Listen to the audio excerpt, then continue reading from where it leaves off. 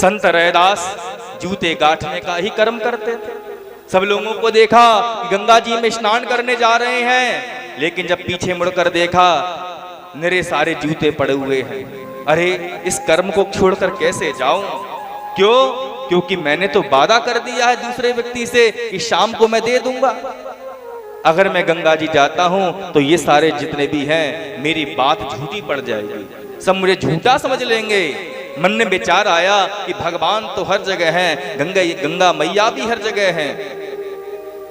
उन लोगों को रोका, भैया जरा रुक जाओ, मेरा मन भी गंगा जी में स्नान करने का बहुत कर रहा है, क्या मैं भी चल सकता हूं? सबने कहा कि अरे आप जाओगे। सबने मन में संकोच किया। संत रैदास समझ गए कि इनके मन में क्या विचार चल रहा है, क्योंकि मैं जूता गांठता हूं ना, अशुद्ध वस्तु का मैं कार्य करता हूं ना। लेकिन मन में संत रैदास के ईमानदारी थी, धर्म था। जो भी ग्राहक आता था उसको परमात्मा का अंश ही समझते थे। ये नहीं जूते गांठने का काम कर रहे हैं, 5 रुपए का काम है और 500 ले रहे हैं। 500 रुपए की MRP लिखी हुई है और सामान जो है उससे दुगने का दे रहे हैं, ऐसा नहीं है। ईमानदारी से व्यापार करते हैं, हर किसी में भगवान का ही अंश समझते हैं। जब सबने अपने मन में संकोच किया तो अपने पास से ही कुछ रुपए सिक्के लिए। भैया मैं नहीं जा सकता क्योंकि काम बहुत है, अब आप ही जाओ, लेकिन एक मेरी बात सुन लो, ये मेरे हाथों से कुछ दक्षिणा है, कुछ धन है मेरा मन तो बहुत है लेकिन मेरा तन भी बहुत है, तन से काम करूंगा। मैं मन से गंगा मैया से प्रार्थना करता हूं कि जब आप उन गंगा मैया में स्नान करो तो बस ये कह देना कि आपका जो भक्त है संत रैदास, उसने कुछ ये सिक्के दिए हैं, कुछ दक्षिणा प्रदान करी है, कुछ अपना धन का सहयोग दिया है, कुछ धन प्रदान किया है, अपना सर्वस्व दे दिया है। सब लोग बड़ा हंसे।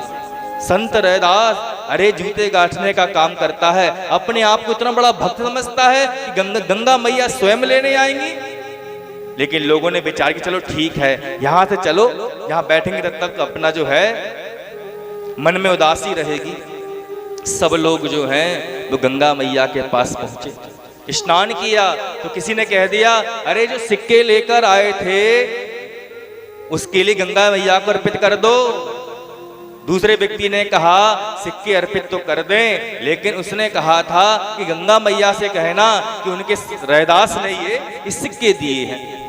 जैसे ही उन सज्जनों ने आवाज लगाई अरे गंगा मैया, संत रैदास ने आपके लिए ये धन अर्पित करने को कहा है।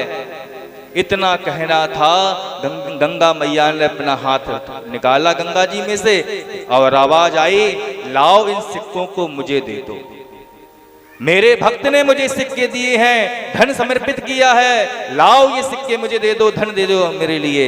गंगा मैया के हाथ में जैसे सिक्कों को दिया, हाथ अंदर निकला और जो सज्जन जिन्होंने सिक्के दिए थे गंगा मैया को आवाज लगाई थी, वो जैसे ही गंगा जी से दूर जाने लगे तो पुनः आवाज आई अरे भक्तों जरा रुक जाओ, मैं भी कोई नौछावर देना चाहती हूँ, मैं भी कुछ भेंट देना चाहती हूँ। सबने देखा ये आवाज कहां से आ रही है।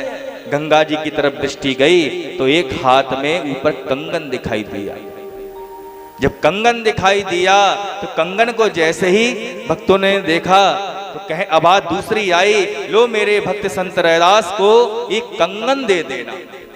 कंगन भी सोने का था, न जाने कौन सी धातु का था, हीरे जवाहरात सब लगे हुए थे।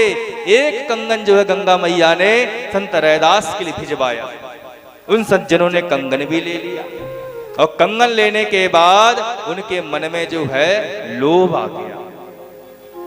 कंगन था संत रैदास को देने के लिए, लेकिन मन में क्या विचार किया, अरे संत रैदास को क्या पता कि गंगा मैया ने कंगन दिया है, क्या करना चाहिए, चलो सुनार की दुकान पर चलना चाहिए। उस कंगन को लेकर सुनार की दुकान पर पहुंचे, उस कंगन को जो है बेच दिया उन लोगों ने। जब उन लोगों ने कंगन को बेच दिया और अपने अपने गृह कार्य में लग गए। संत रैदास को तो बताया भी नहीं कि गंगा मैया ने कंगन समर्पित किया था, अर्पित किया था, तुम्हारे लिए भेंट में दिया था। लेकिन समय की बात है, एक समय वो आ गया कि वो कंगन जो है सुनार ने उस नगर के राजा को भेंट में समर्पित किया। राजा ने वो कंगन अपनी रानी को समर्पित किया। कंगन तो एक ही था। रानी ने कहा कि राजा, मुझे तो एक कंगन से क्या करूंगी, मेरे 2 हाथ हैं, तो कम से कम 2 कंगन तो होना चाहिए। अब राजा ने पुनः सुनार को बुलाया। अरे भेंट तुम्हें करना ही थे तो तुमने 2 कंगन क्यों नहीं भेंट करे? एक कंगन तुमने हमें भेंट कर रहे हो। अगर तुमने दूसरा कंगन हमें लाके नहीं दिया तो तुमको मृत्यु दंड दिया जाए। इतना जब कहा तो सुनार ने पूरी योग्यता लगा ली, सब सुनार से बात करी, लेकिन वो गंगा मैया के दिया हुआ दिव्य कंगन कोई भी सुनार बनाने को तैयार ना हो पावे। बिल्कुल जैसा कंगन गंगा मैया ने दिया वैसा कंगन कोई भी नहीं बना सका। अब तो सुनार की दिल की धड़कन बढ़ने लगी। अगर कंगन वैसा नहीं बना तो हमको तो प्राण दंड दे दिया जाएगा। कप कपाता हुआ रोता हुआ सुनार पहुंचा उस कंगन को लेते हुए, हे राजन, आप हमें क्षमा करें, हम क्या कोई भी सुनार इस कंगन को बना नहीं सकता। राजा ने सैनिकों को आज्ञा दी, इस सुनार को पकड़ लो, क्योंकि इसके कारण मेरी रानी जो है नाराज हुई है। एक कंगन भेंट में दिया और दूसरा कंगन नहीं बनवा रहा है, इसको प्राण दंड दिया जाए। हाथ जोड़ लिए उस सुनार ने, कहा कि महाराज, ये कंगन हमने किसी ने बनाया ही नहीं है। तो सारी बात बता दी कि इन सज्जन ने हमको ये कंगन लाके दिया था। राजा ने कहा, सैनिकों, जिसने कंगन सुनार को दिया उन सज्जनों को पकड़ कर लेकर आओ। कहां से कंगन लेकर आए हैं? अब एक कंगन है तो दूसरा कंगन भी होगा। ढूंढवाया गया जिन्होंने सुनार को कंगन दिया था, उन लोगों को ढूंढवाया गया तो पता चला कि उन लोगों ने कहा कि महाराज, ये कंगन तो गंगा मैया ने लाके दिया है। राजा ने कहा, सुनार, तुमको मृत्यु दंड दिया जाएगा, और जिसने तुमको कंगन दिया है, अरे लोगों, तुमको भी मृत्यु दंड दिया जाएगा। या तो तुम दूसरा कंगन लाके दो, वरना तुमको भी मृत्यु दंड दिया जाएगा। गंगा मैया ने जिन लोगों को कंगन दिया वे लोग तो घबराने लगे। अब गंगा मैया से दोबारा कैसे जाएं? बार बार गंगा मैया के पास जाएं, क्या गंगा मैया हमको कंगन दे दो, गंगा मैया हमको कंगन दे दो।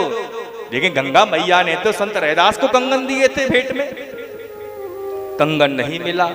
सब लोग जो हैं सीधे संत रैदास के पास में गए, चरणों में गिर गए, महाराज, अब तो हमारे प्राण आपके हाथ में हैं, हमारे प्राणों की रक्षा करो।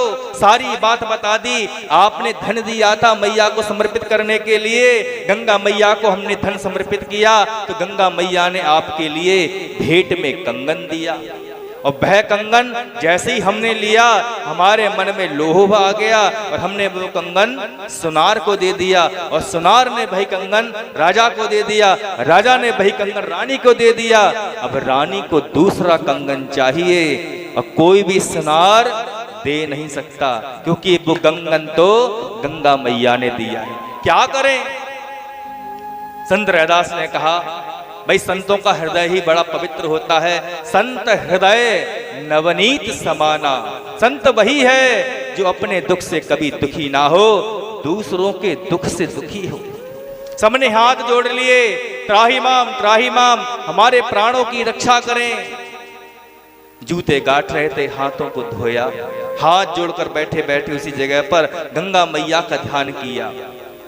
जय जय जय जग पाविनी, जयति देव सरिगंग, जय शिव जटा निवासिनी, अनुपम तुंग तरंग। जय जय जय जग पाविनी, जयति देव सरिगंग। हे गंगा मैया, आपको जगत को पवित्र करती हैं, जगत का पालन पोषण करती हैं, जग को पावन करती हैं, शिव की जटा पे रहती हैं। हे गंगा मैया, जो आपने हमको एक भेंट दी थी, एक कंगन दिया था, वैसा ही आप कंगन दूसरा भी दीजिए। ऐसा मन में विचार किया और देखते ही देखते, जिसमें जल भरते हैं ना चमड़े को डुबोने के लिए, कोमल करने के लिए पास में रखते हैं जो जूता काटते हैं, उसमें हाथ डाला पानी में और दूसरा कंगन बिल्कुल वैसा का वैसा ही गंगा मैया ने हाथ में पकड़ा दिया और सबके दिल